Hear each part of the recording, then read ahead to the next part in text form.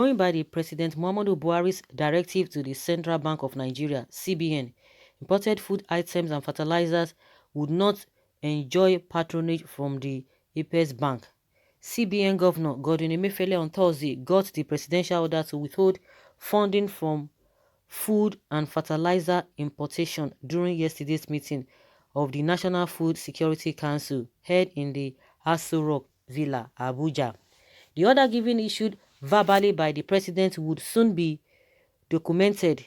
A statement by Buhari's senior special assistant on media and publicity, Malam Garba Shehu. According to the president, Buhari restated his earlier verbal directive to the Apex Bank, saying he would pass it down in writing that nobody importing food should be given money. The federal government had rolled out the Economic Sustainability Plan, the core of which is self-sustainability and massive job creation through agriculture. Emphasizing the need to boost local agriculture, the president said, from only 3 operating in the country, we have 33 fertilizer blending plants now working.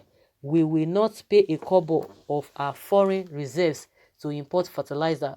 We will employ local producers.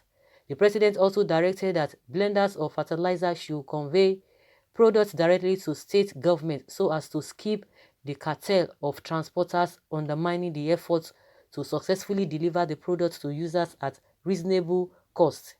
He advised private business bent on food importation to source their foreign exchange independently, saying, use your money to compete with our farmers instead of using foreign reserves to bring in compromised food items to divest the efforts of our farmers. We have a lot of able-bodied young people willing to work, and agriculture is the answer. We have a lot to do to support our farmers. The meeting, chaired by the president with other key members of the council in attendance, was briefed on the food security situation prevailing in the country.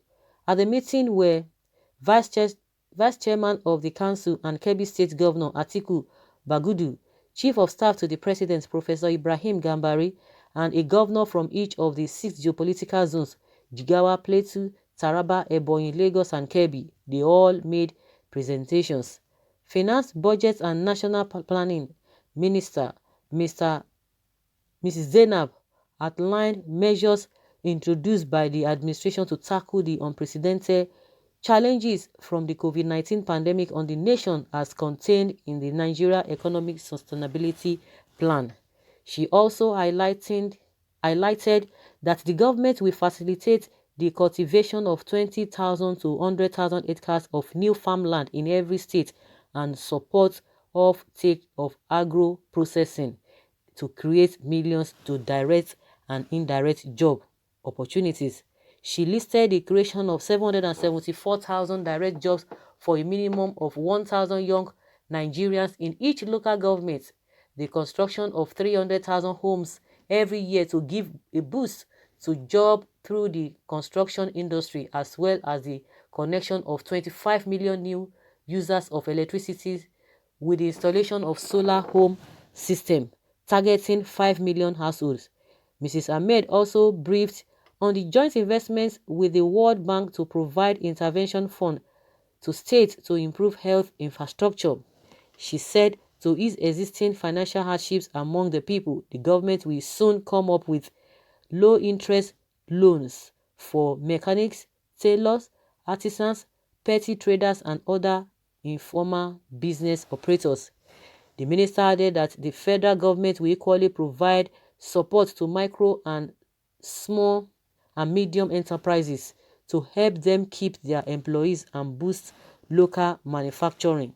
She explained the 2.3 trillion stimulus cash recommended by the NESP will, among other benefits, bring about the expansion of broadband connectivity to boost job opportunities in the digital economy. Okay, plan. What do we really have in reality? That is the end point. That is what an ordinary man can understand. All this is a long story. That is how they always pile up speeches, pile up plans, good plans. But in reality, do we experience them? Do we gain? Do we benefit from all of those things? That is where the problem lies. That is exactly what the problem lies. Don't do this, don't do this. We are doing this, we are doing it. These are our plans. These are the things we want to do. They will budget. You just like wait. You be waiting. If you have not heard anything concerning this country, when you hear all these things, you just like, oh, wow, this is a good plan. I think I can be waiting. I'll be doing my own thing. I'll be waiting for, when the government will be rolling out all of these things. But at the end of the day, you will wait and wait and wait. Even if before you hear it, you will hear that they've already given out to those who they want to give it at, and you'll be surprised, and they will tell you that they have done it. They will tell you that they have done it. Well, when Buhari is emphasizing the need to boost local agriculture without no effort to control the crisis between herders and farmers is a problem. Please remember your promise to protect lives and properties and the oath you took.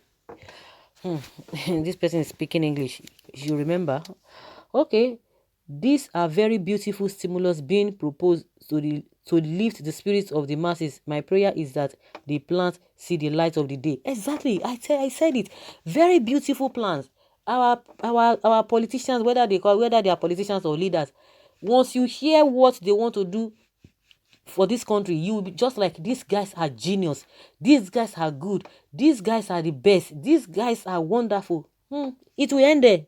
That's where they speak or spoke that in, or where they said it or present that whatever. It will just end there. Nothing. Oh my God, Nigerians have seen enough. Lift the spirit of the cows. When all the farmers are running away just because of Fulani militants.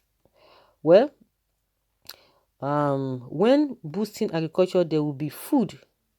Hope your herdsmen will not destroy the efforts of the farmers.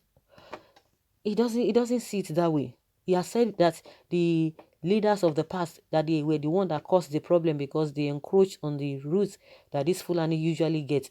They usually pass. So, meaning the activities or their action is justifiable by, I don't know, by taking the lives of this farmer, or by going into their farms and be eating up their crops. Well, all these policies always look great on paper and tend to show patriotic intent by successive players at the helm, but leadership weakness to enforce truthfully without bending to favoritism, nepotism, and double standards have always been the bane of all developmental policies, ending up in failure to achieve laudable set goals. Buhari only said they should not give loan to people that want to import fertilizer and food items, as many politicians that have plenty stolen money will be able to import the products. Well, even when your Fulani soldiers won't allow farmers to farm in their land, Nigerians, where do we go from here?